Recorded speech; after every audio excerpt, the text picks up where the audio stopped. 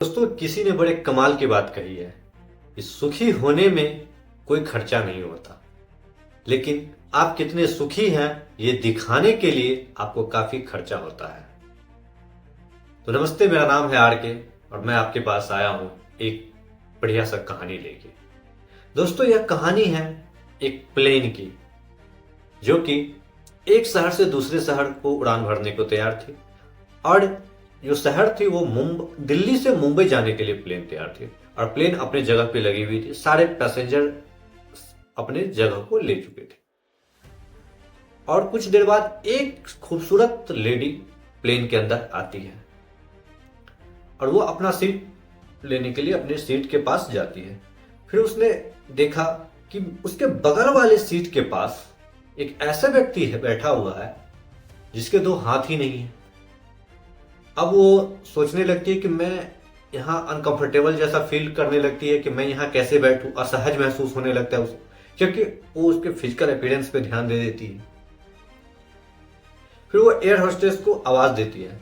जब air hostess उसके पास आती है तो फिर उससे वो बोलती है धीमी आवाज में कि मुझे यहाँ पे बैठने में अनकंफर्टेबल फील हो रहा है, तो आप मेरी सीट कहीं और एडजस्ट कर दो। एयर होस्टेस उनसे पूछती है कि ऐसा क्यों मैम? तो मेरे बगल वाले जो व्यक्ति है ना, उनके पास दो हाथ ही नहीं है, तो मुझे थोड़ा असहज महसूस हो रहा है, तो आप ऐसा करें, मेरे लिए यह सीट चेंज करके मुझे कहीं और एडजस्ट कर दें। एयर होस्टेस कहती है ठीक है मैम, मैं देखता हूँ कि अगर कोई सीट ऐसा अरेंज हो सकता है, खाली हो है, तो मैं आपको शिफ्ट कर दूंगी। इसके बाद फिर वो एयर होस्टेस अपने कामों में लग जाती है। फिर कुछ देर बाद 5 से 10 मिनट बीत जाने के बाद वो महिला फिर से एयर होस्टेस को बुलाती है और इस बार वो थोड़ी तेज आवाज में कहती है, क्योंकि पहली बार जब बोली थी वो जो व्यक्ति बैठे हुए थे उन्हें पता नहीं चला, क्योंकि वो धीमी आवाज में कहते तो सुनने में। लेकिन इस बार कहते मैंने आपको कहा ना कि मुझे यहाँ असहज महसूस हो रहा है और आपको समझ में नहीं आ रहा। मैं एक ऐसे व्यक्ति के पास बगल में बैठी हूँ जिसके दो हाथ ही नहीं है। तो इस बार क्या जो कन्वर्सेशन हुआ वो ये व्यक्ति भी सुन लिए और कुछ आसपास के लोग भी जो बैठे हुए थे लोग, उन्होंने भी सुना। अब यह फिर जो एयर होस्टेस थे कि मैम अभी प्लेन को टेक ऑफ होने दीजिए, फिर उसके बाद मैं देखता हूं कि क्या अरेंज हो सकता है, टेक ऑफ होने से पहले नहीं होगा, तो तब तक के लिए आप शांत रहिए। इसके बाद फिर एयर होस्टेस चली गई, प्लेन टेक ऑफ हुआ। फिर कुछ देर बाद एयर होस्टेस वापस आती है। अब उस लेडी से कहती है कि हमारे कैप्टन ने एक काफी इंपॉर्टेंट डिसीजन लिया है जो कि आज तक के इतिहास में किसी ने नहीं लिया है। पहली बार एक इकोनॉमी क्लास के व्यक्ति को किसी बिजनेस क्लास में ट्रांसफर किया जा रहा है। अब वो महिला थी खुश कि चलो आज मेरे इस कारण से मुझे इकोनॉमी से एक बिजनेस क्लास के सीट पे बैठने को, सफर करने को मौका मिलेगा। अब वो हैप्पी थी। तो फिर वो एयर होस्टेस पास वाले व्यक्ति से कहा, सर आप उठिए और आपको बिजनेस क्लास में शिफ्ट किया जा रहा है, ऐसा हमारे कैप्टन साहब का आदेश है। अब वो जो व्यक्ति थे उन्होंने उठा, वो उठे और एयर होस्टेस से कहा थैंक यू मैम और आपके कैप्टन साहब को कि जो इन्होंने ऐसा सोचा मेरे बारे में।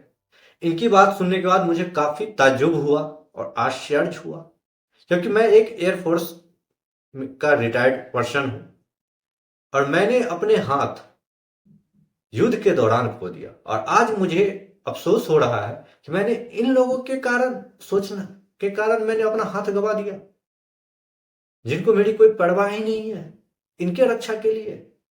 तो अब आसपास के जो लोग थे उन्होंने यह जब सुना तो वो काफी उसे प्रोत्साहित किए कि इन व्यक्ति को, ऐसे व्यक्ति जो एयरफोर्स के रिटायर्ड है, अब उनको बिजनेस क्लास में शिफ्ट कर। वो महिला चुपचाप अपना सर झुकाए नीचे सुन रहे थे।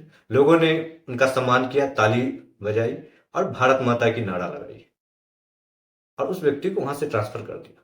दोस्तों, इस कहानी से अब आपको क्या समझ में आया कि लोगों को कैसे, मतलब लोगों के साथ मैं बिहेव करता हूं, हम लोगों को सीरत से नहीं उसके सूरत से पहचानते हैं। जबकि हमें लोगों को पहचानना कैसे चाहिए? उसके टैलेंट, उसके गुण, उसके ईमानदारी, उस पर ध्यान देना चाहिए, ना कि उसके फिजिकल अपीयरेंस पे। हर व्यक्ति को समान दृष्टि से देखिए अपने लाइफ में। अपने आप को आप इतना ऊंचा मत बनाइए कि आपको सब छोटे नजर आने लगे। क्योंकि जब आप खुद को आसमान से देखेंगे ना, तो आप छोटे चींटी से भी नीचे छोटे नजर आएंगे। तो यह कहानी हमें बहुत बड़ी सीख देती है, और मैं उम्मीद करता हूं कि आप सब भी इस कहानी से कुछ सीखेंगे और इसे अपने जीवन में आप अप्लाई करें। और अंत में फिर मैं यही कहना चाहूंगा कि बन जाओ कुछ आप ऐसा कि लोग बनना चाहे आपके जैसा।